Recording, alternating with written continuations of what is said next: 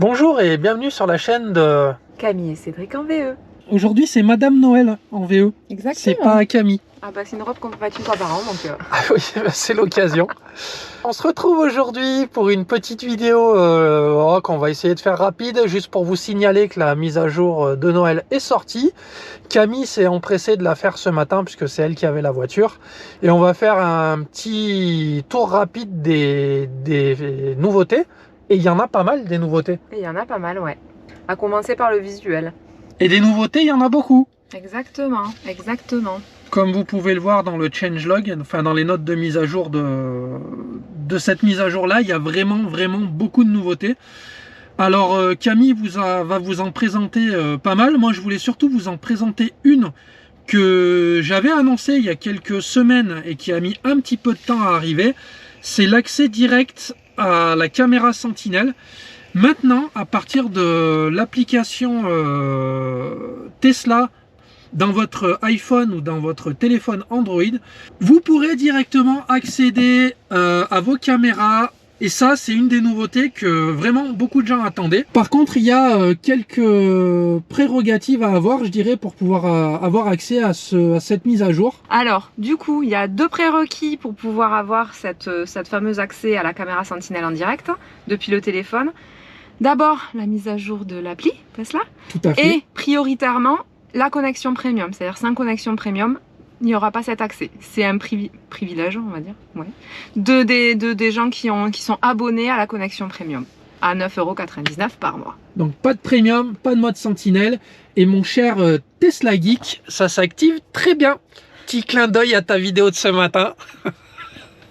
Ah mais on peut, et je rappelle que c'est notre parrain, qu'on l'adore et qu'on s'entend très bien avec lui. C'est pour ça que je me permets de chambrer. Voilà. Ok. Alors, en dehors de ça, bon, je vais passer vite, mais je pense qu'on le fera ce soir, ça sera plus drôle. Sur le fameux, je sais plus comment ils appellent ça. Son et lumière. Ouais. Qu'il y avait sur les Model X. Oui, alors forcément, nous, ça va pas être la même. Hein. On n'a pas les portes qui s'ouvrent. On n'a pas les portes, Ludo. On n'a pas les portes, nous.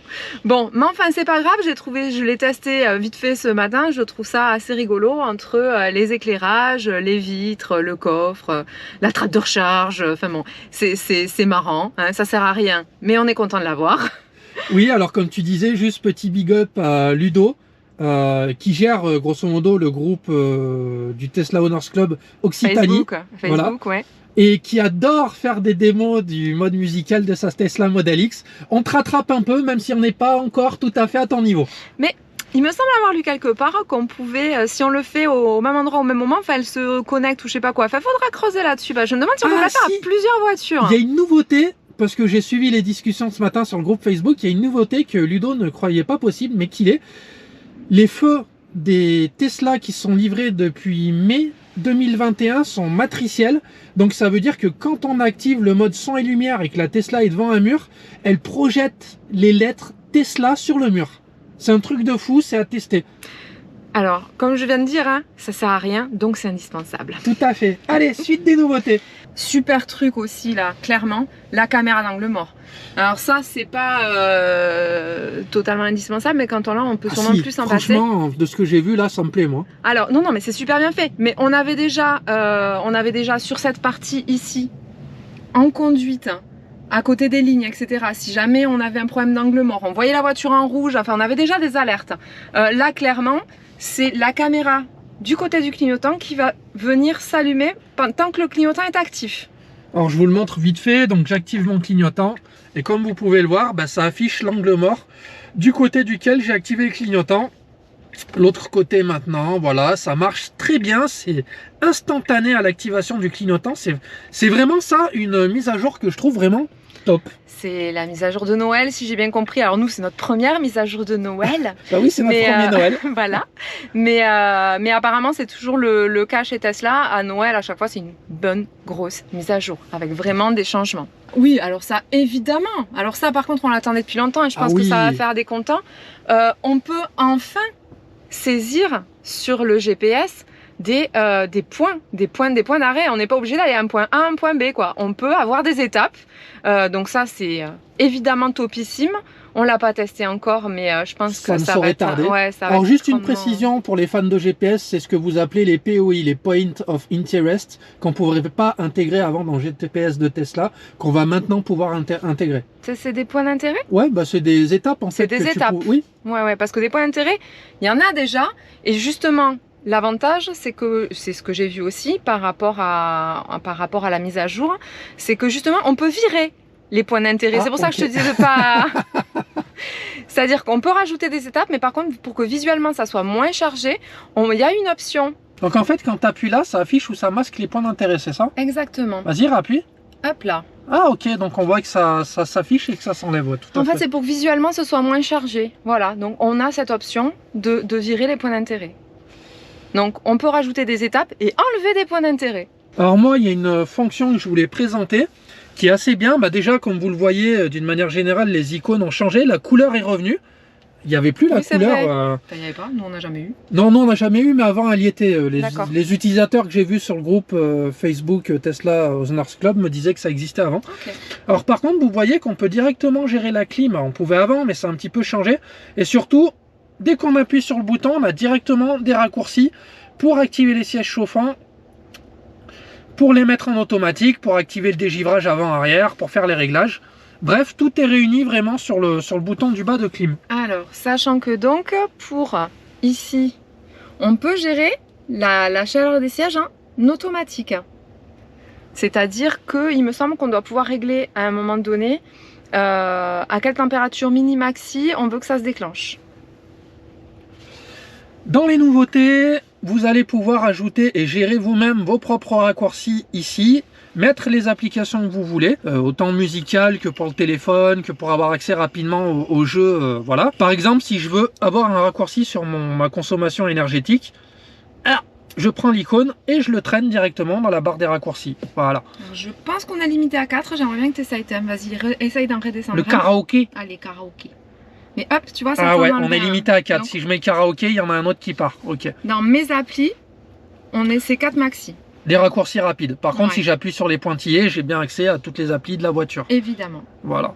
Alors apparemment, on a aussi une option mégaphone pour servir de la boombox, donc pour les Tesla qui sont équipés du haut-parleur. Tesla livré à partir de mai 2021, puisque on a été les premiers à avoir la fameuse boombox. Donc on peut s'en servir de mégaphone. Aucun intérêt, donc indispensable. Je profite de la description qui vous dit que vous devez être absolument sur le rapport P, donc en mode parking, pour aussi vous dire que depuis cette mise à jour, Tesla a interdit l'utilisation de tous les jeux en roulant.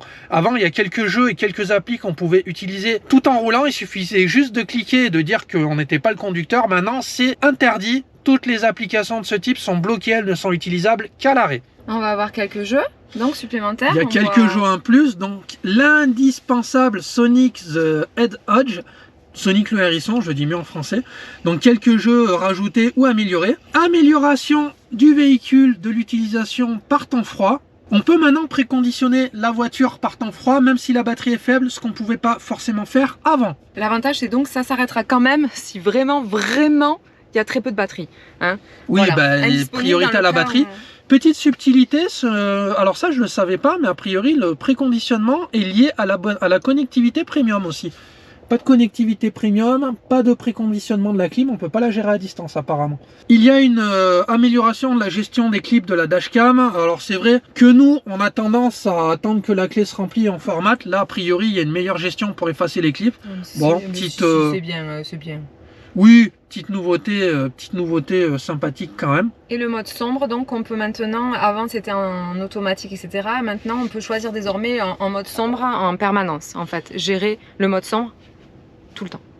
Et pour moi qui utilise beaucoup d'applis, je travaille dans l'informatique, le mode sombre c'est vraiment quelque chose auquel je me suis habitué pour pas avoir les yeux explosés tout le temps. Sur iPhone je l'ai activé dès que c'est sorti et sur Tesla évidemment je pense qu'on va l'activer directement également. Petite nouveauté qui est apparue dans le menu, le compteur qui vous donne un récapitulatif depuis votre dernière charge, depuis votre dernier trajet. Vous pouvez aussi apparemment régler des trajets, voilà, on peut réinitialiser les trajets, réinitialiser le trajet actuel, bref, pour ceux qui sont férus du suivi de consommation, bah, ça apporte un plus qui est pas mal. Ça existait déjà si vous aviez une application tiers, comme TeslaMate, dont j'avais fait une vidéo, je vous mettrai un petit lien. Tesla Mate reste évidemment beaucoup plus précis, mais vous avez quand même du coup un suivi assez intéressant directement dans la voiture. Ah ben, je vois qu'on a une sérieuse moyenne quand même, au final. Parce que là, nous, on n'a jamais remis trip A à trip B, hein, donc la distance, c'est le kilométrage de la voiture. Oui, bah on vient d'avoir la mise à jour. Énergie moyenne, 158. Ah, mais c'est ça, pas mal, hein. C'est parce que tu conduis souvent la voiture et que tu es un peu nerveuse. No comment. Tout le monde comprendra. Moi, je suis extrêmement souple en conduite. D'ailleurs, il suffit de voir aussi la consommation de la Fiat. Quand je la prends, je pense qu'elle passe, elle passe rapidement de 100% à 20%. Mais bon, c'est pas n'importe quoi.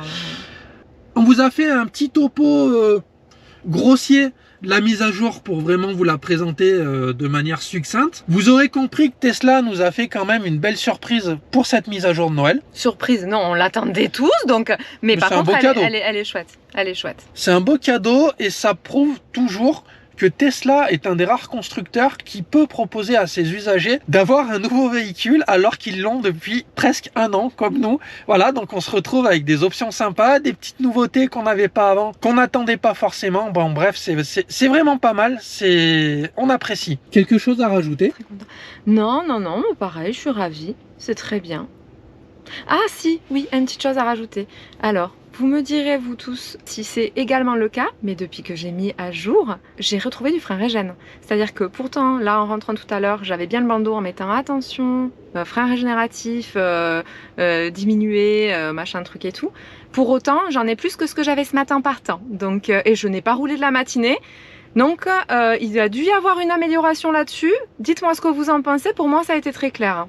Dites-nous. Bon voilà, je pense qu'on a à peu près fait le tour. N'hésitez pas, si vous avez fait la mise à jour également, si vous avez des commentaires à faire, à les partager avec nous, à partager vos impressions, vos premiers retours sur cette mise à jour. On est curieux de savoir ce que vous en pensez également. Et si comme nous, vous pensez que c'est un très beau cadeau de Noël de la part de Tesla, on a été ravis de faire cette vidéo avec vous. Et surtout, on vous souhaite un très très joyeux Noël et de bonnes fêtes. Profitez bien de vos proches, de votre famille. Comme d'habitude, les commentaires, les petits pouces bleus, abonnez-vous si vous n'êtes pas abonné. Passez de joyeuses fêtes, on vous retrouve très bientôt sur la chaîne et on vous fait plein de bisous. Ciao ciao.